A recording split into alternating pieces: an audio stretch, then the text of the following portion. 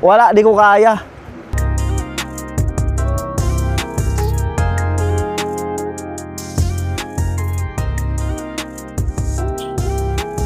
Magandang araw sa mga taga-Tarlac. Ayan, at ngayong araw na to ay pasyalan po natin ang Armenia Hanging Bridge, no, dito sa may Tarlac. At isa sa mga pinakamahabang hanging bridge dito sa Tarlac, nagdudugtong sa sa ilog.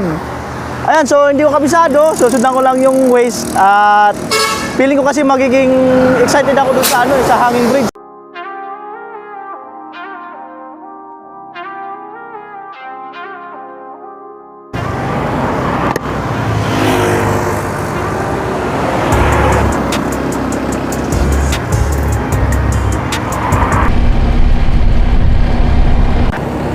Ayan po, at 15 minutes na lang dito sa sa ating waste.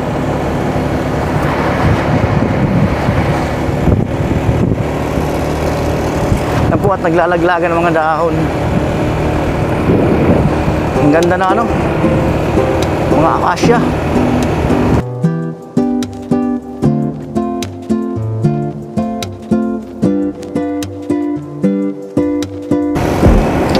(9:25) ng umaga. At di naman tayo nagpapatakbo ng matulin ngayon. Siyempre, ini-enjoy natin yung yung view.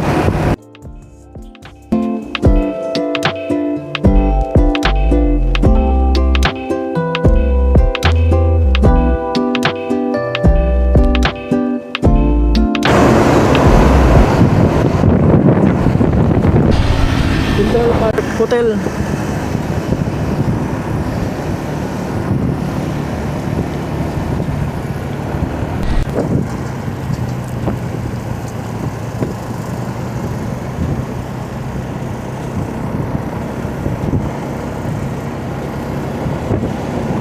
Ayan po, Robinson.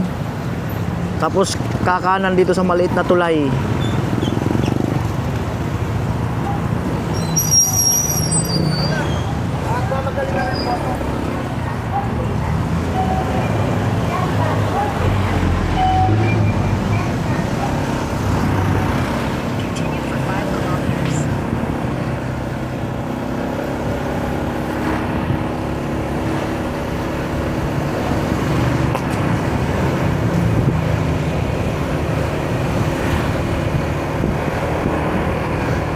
.1 kilometers mula sa Robinson. Ayan po, bali ang daan nasa gilid ng irrigation ba yan? Ayan, 30 lang yung yung limit na speed. 30 lang.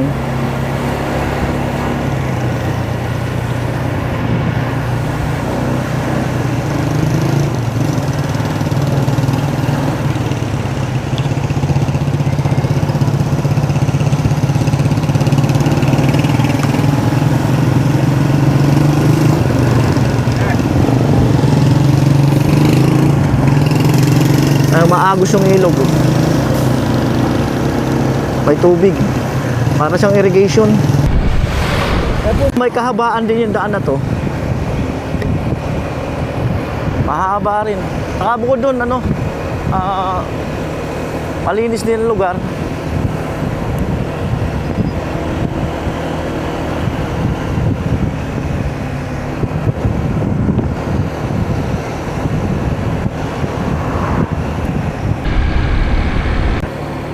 Medyo malalim yung tubig dito banda.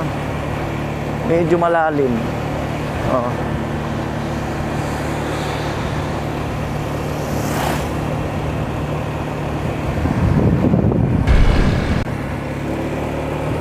Ayan po, at magmula rito ay 1.3 kilometers pa. According kung ilang minuto ay 3 minutes. Ayan. Sana ay functional pa yung hanging bridge. Parang gusto kong makatawid, maka-experience ba na tumawid doon sa mahabang hanging bridge dito sa Tarlac. Nung nakita ko sa YouTube, mga 4 years, 3 years pa na nakalipas. So kaya hindi ko sure at hindi rin ako nagbasa ng comment.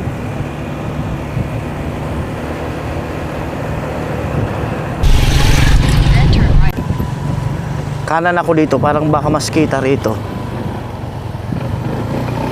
Ayun, yung hanging bridge, oh. Hindi ko alam kung natatawiran pa yan, eh. Ay, te. Natatawiran pa yan, te, yung ano, hanging bridge? Natatawiran pa yan? Diyan po ako. Ah, dyan ka rin dumadaan? Oh, ang galing. Ano yan, te? Ang tawid dyan, anong bayan na? Yung sa kabila po. Oo. Si Chubayabas po, Armenia. Armenia. Chubayabas pa rin. Matagal na pong ginawa yan? Ano yata,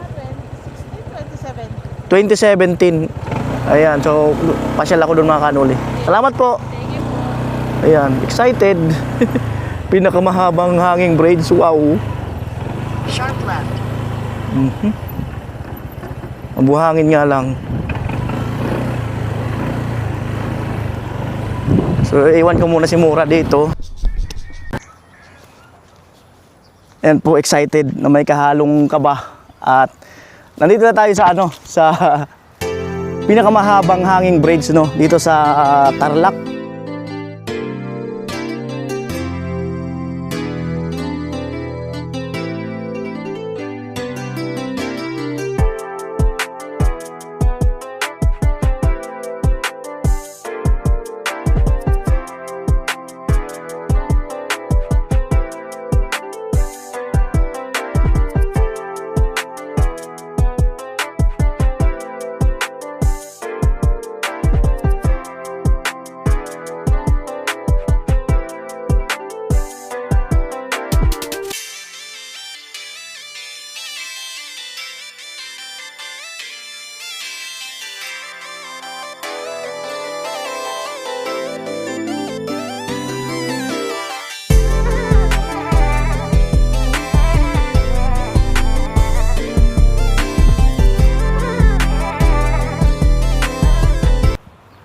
At dyan nga sa baba ay may mga naghahakot o nagkakwari ng mga buhangin.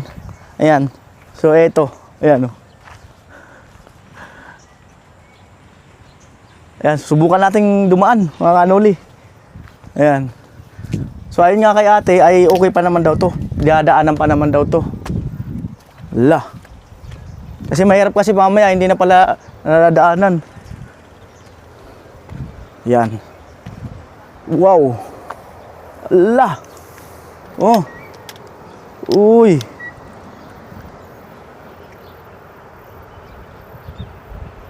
Lawak, oh. Ayan. So ang goal natin ay makatawid sa dulo. Ayan, ang daming nagkakwari ng mga buhangin yan, mga binibenta, mga ginagawang bahay, dinadala sa hardware. So ito, dam pala to. Ayan yung kanina yung nadaanan natin doon, napakahaba, akala ko irrigation. So dam pala. So ang goal natin ay makatawid.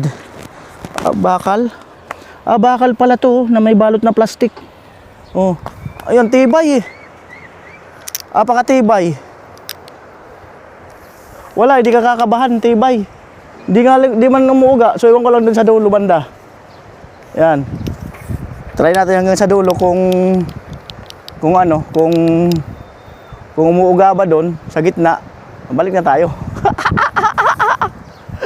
Alright, let's go. Alright, let's go. Pinakamahabang hanging bridge sa Tarlac. Ito kasi may may chicken wire. Ayan. Tamang dahan-dahan lang naman. Ayan. Doy. May part na pala dito na na may ito ni-repair na. Ayan, oh. Ni-repair na. Ayan. At yun, mayroon din may butas. Pero umuuga na. Umuuga na. Ayan. Meron pa naman akong yung alam niyo yung yung lula. Ayan. So mayroong lula. So kailangan kong i-overcome yung lola ko hanggang dulo. 3 kilometers siguro to. Ang nito. Parang di ko kaya.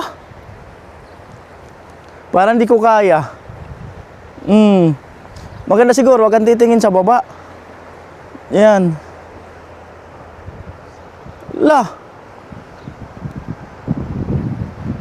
Lakas ng agos dun sa gitna. Wala, di ko kaya. Napakalayo pa, oh.